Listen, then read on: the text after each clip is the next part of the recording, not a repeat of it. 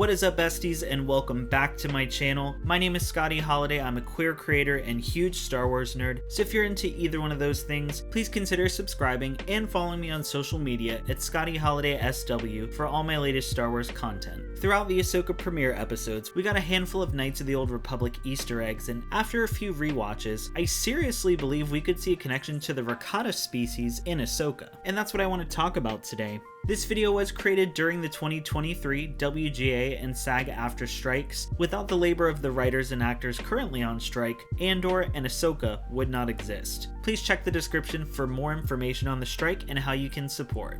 The Rakata, also known as the Builders, were first introduced back in 2003 in the Knights of the Old Republic video game as an ancient, technologically advanced, spacefaring race that were responsible for constructing the game's integral setting, the Star Forge. As you play through the story of the game, your characters travel to different planets, locating various star maps that eventually lead you to the Starforge space station. After playing a huge part in the game, the Rakata species were only recently brought back into canon in Star Wars Andor through Luthen Rael's Kawhi Signet necklace. Luthen explained that the necklace celebrated the uprising against the Rakatan invaders. So now, let's go over how the Rakata could play into the Ahsoka series. In the first episode, Ahsoka locates a star map inside the ruins of an ancient Night Sister stronghold that is said to lead to the location of Grand Admiral Thrawn.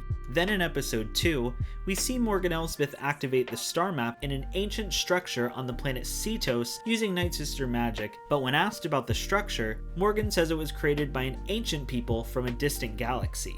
While the popular theory is that she's referring to the Night Sisters due to her use of magic to activate the map, I believe she's actually referring to the Rakata. On top of their connection by namesake, the design of the star map once activated looks very similar in design to the star map seen in the Knights of the Old Republic video game. In Legends, the Rakata were actually taught about the Force and given advanced hyperspace technology from the Kwa, a Force-sensitive species from the planet Dathomir, a planet inhabited by the Night Sisters in current canon, which could directly connect them to the Rakata as well.